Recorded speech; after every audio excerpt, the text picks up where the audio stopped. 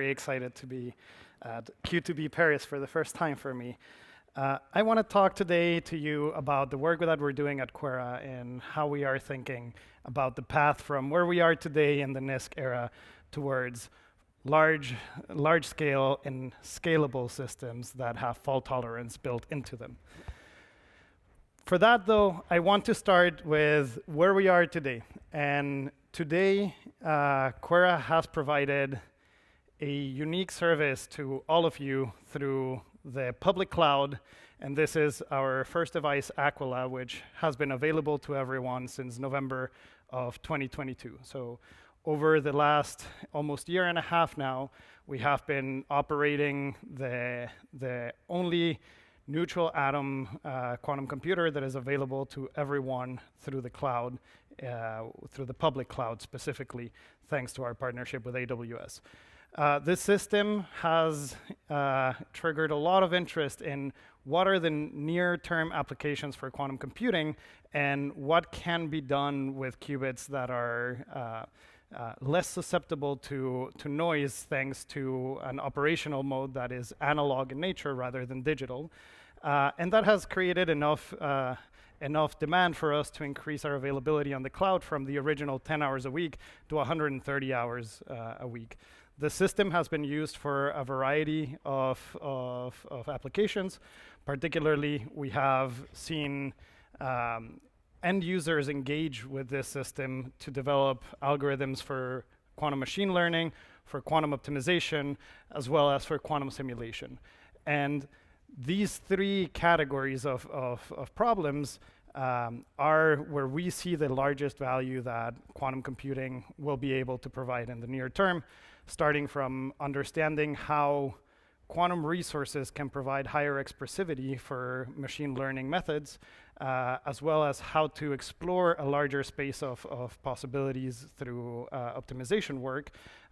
And lastly, by understanding the properties of other quantum systems that we find in nature and that we are very interested to learn more about, such as materials and chemicals, through the direct mapping of these problems into quantum hardware that can enable more efficient solutions. And this is something that has driven QuEra since the early days. How do we take these very complex problems and reinterpret them in a way that allows us to very efficiently embed them into the hardware? This is a key idea because the quantum resources that we have had access to over the last several years have been limited, and that has defined our era of noisy intermediate scale quantum computing.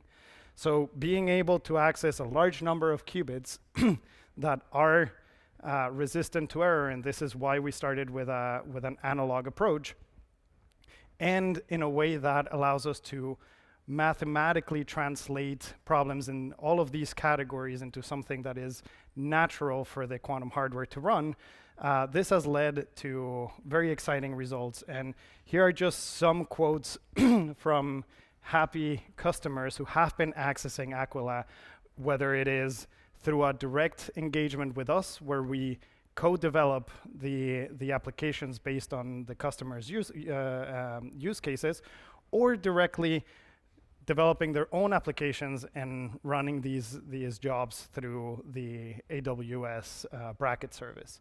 Now, this is something that we find very important. We are very excited every time there's a new result that is put forward without having had a large group of our application specialists working with end users, because this tells us that the adoption is there and that customers are finding value by themselves by developing their own algorithms.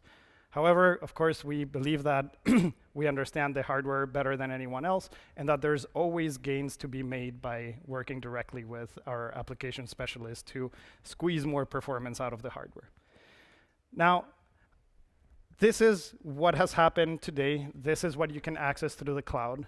But I am extremely excited to see the industry thinking about what comes after NISK and how quickly can we get there. And this is something that has been driving a lot of the internal work that we have been doing at QuEra, and also collaborating with some of the leading research groups around the world to test these ideas to take us beyond the NISK era and into the quantum error correction era. Now, a valid question is why do we need to build quantum error correction? Why do we need what we call logical qubits? And the reality is that performance today for our existing quantum computers allows us to explore a wide variety of problems, to develop algorithms, but we know that the errors accumulate throughout the computation at a rate that is just too fast to be able to deploy algorithms that are long and complex enough to really tackle the big challenges that we want quantum computing to solve.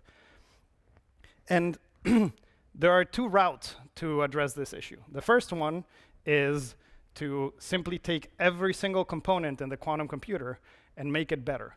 And make it better so that the errors, the total errors of the quantum computer are diminished. However, this requires to make every single component orders of magnitude better than they are today. This is a daunting engineering task. The other way, the one that we are moving forward with, is to implement quantum error correction and take all of the ideas that have been developed for classical computing and communications to add redundancy to our qubits and therefore be able to detect errors in real time as they are introduced and be able to correct for them. This is the only path that we see to really address the issue of errors and to reduce them to a level that allows us to implement very large and complex algorithms. Now, our platform is quite special for being able to implement quantum error correction. And the work that we have done over the last several years has been to, again, find the right match of algorithms to hardware that reduce the overhead and that makes performance much higher. And in this case, there are 4 things that I want to tell you about that are particularly well suited for quantum error corrections using neutral atoms, which is what we are building. The first one is the choice of qubit. As you all know, there are many different ways to build a qubit. We don't, as an industry, have the equivalent of the silicon transistor. And we have been working with neutral atoms. Every single atom, the fundamental unit of matter, we have turned into the fundamental unit of information in the qubit. Every atom in our system is, by definition, identical to every other one. So developing the controls for any atom allows us to scale that up to the entire system. The second one is that the coherence properties of atoms come from their isolation from the environment, but not from their isolation from the black body spectrum. What this means is that we don't need cryogenic cooling. We don't have to wrap around our entire system with cryogenic environments. We simply use a vacuum chamber that allows us to decouple the qubits from the rest of the environment, and their interactions are minimized, and this way we can achieve very high coherence times. Because neutral atoms are so well isolated from the environment and also initially from one another, it is a lot easier to pack many of them into a single system and continue to increase the number of qubits within our processor by simply using the innate parallelism of optical controls. Now, all of this allows us to implement qubit shuttling. And what this does is that it gives us access to all-to-all connectivity within the processor while still maintaining control over which qubits are implementing a logic gate. What you're seeing here in this video, it is the result of research carried out at Harvard University already with support from QuEra back in 2021. What you're seeing here, each one of these green spots is an individual atom that we're holding in a vacuum chamber thanks to optical controls that we can completely isolate and manipulate, and we can move it throughout the computation to reconnect the processor in real time. This allows us to reduce the overhead necessary to connect far away parts of the processor and implement more complex algorithms. In this example, you're seeing 24 qubits. However, this can be easily extended to hundreds of qubits or thousands of qubits while preserving a small number of controls, and I will tell you more about this in a minute. The next one, and this is again enabled thanks to the fact that the processor can be reconnected in real time, is that we can now start thinking about logical qubits, not just operations on the physical qubits and then adding more and more of them to create logical qubits, but we can do some very special things like implementing transversal gates between logical qubits. So here I am representing two different logical qubits that might be encoded using, for example, the surface code, which is something that is very well studied and understood. And we can take a group of these atoms, a block that represents a logical qubit, and move them all in a single operation to be matched with a separate logical qubit. And this way we can implement in one step the same physical operation across every pair, and therefore implement a logical entangling operation between two logical qubits. This is important because it reduces the amount of total operations that we need to do on the physical qubits in order to implement now algorithms at the logical level.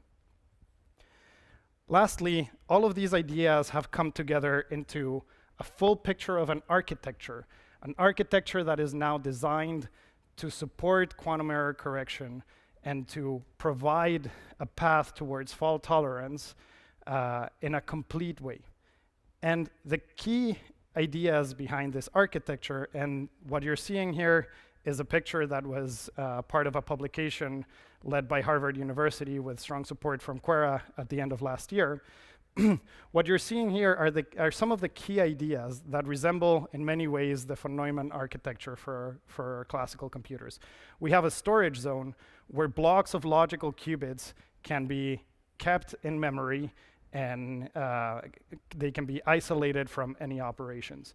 Here, it is possible to implement single logical qubit operations efficiently, but in order to do the thing that is the key step towards implementing complex algorithms, meaning the entangling gates between logical qubits, what we have done is to create a separate region where the same controls are implementing one logical operation, an entangling gate. And this way we can bring logical qubits into this entangling zone and implement the same operation over and over again. What this allows us to do is to reduce the total number of controls that is necessary to just a handful, regardless of how many logical qubits we are operating, and to calibrate only a very small number of controls. Particularly in this entangling zone, we don't need to worry, because we have identical qubits, we don't need to worry about any imperfections in them. We don't need to worry about where exactly they are in the memory zone, because we can just move them into the operation zone and do the one calibrated operation. Last but not least, there is a readout area that allows us to take the qubits that we need to extract information out of, put them in a separate area, and operate on them to image them and to help us, for example, identify where there was an error that occurred and how can that now be corrected by bringing in new ancilla qubits from a reservoir.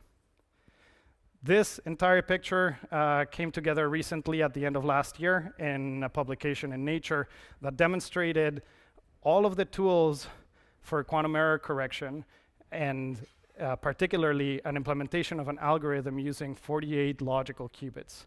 This is by far the largest number of logical qubits that have been used in an algorithm, and it is important to note that the algorithm included hundreds of entangling gates at the logical level, not just the physical one. Some other ideas explored in this publication include looking at different forms of error correction. We are, as I said, transitioning from the era of NISK into the era of error correction, and it will be very important to co-design the hardware, the algorithms, and the quantum error correction codes that are used. And for this reason, it was important to see different performances using different quantum error correction codes and how they can be tailored to different algorithms. Now, this is what it actually looks like in the lab. Again, each one of these green spots is a single atom that is being controlled and manipulated. And you're seeing a complex dance of the qubits, where in the entanglement region, they're being brought together to entangle pairs, all in parallel in a single time step. And then they can be swapped with the ones that are in the storage region to finally bring them all together and implement this complex algorithm. Now, at QuEra, we specialize on taking cutting-edge research and translating it from the lab to the market. That is the story of the company. That is what I have been doing personally for the last several years, and that is one idea that guides our team. And the best example of this is the work that we're doing traces back to work that was initially done at Harvard and MIT. This was the work of my PhD, and it was in 2017 that we first gained control over a large number of neutral atoms. 2 years later, thanks to many demonstrations that showed excellent performance, we decided to form QuEra. Now, it was in July of 2021 that this system was really upgraded to control over 256 atoms, and just a little over a year after that, we had not only built our first system, but we had already connected it to the cloud in partnership with Amazon. Last year, there were 2 key breakthroughs thanks to our university collaborators. One was increasing the performance of the entangling gates, and the second one was this architecture that I presented with operations on tens of logical qubits. And this is the next step on our road. And so far, I've told you about the first generation. I've told you about the second generation that we're building towards, having this architecture that allows us to operate on multiple logical qubits. Later this year, we will give you all access to 2 important things. The first one is a logical qubit simulator. This is a software package that allows you to build your applications and understand the peculiarities of the hardware that we will provide and how to maximize performance by tweaking the way that the operations are being implemented and how atoms are connected to one another. Using over 256 physical qubits, we will enable users to access hardware later this year that puts these atoms together in up to 10 logical qubits. But we're not stopping there. And next year, we will bring forth our third generation of quantum computers, which will have over 1,000 physical qubits and up to 30 logical qubits. The complexity of the algorithms that will be implementable will continue to increase.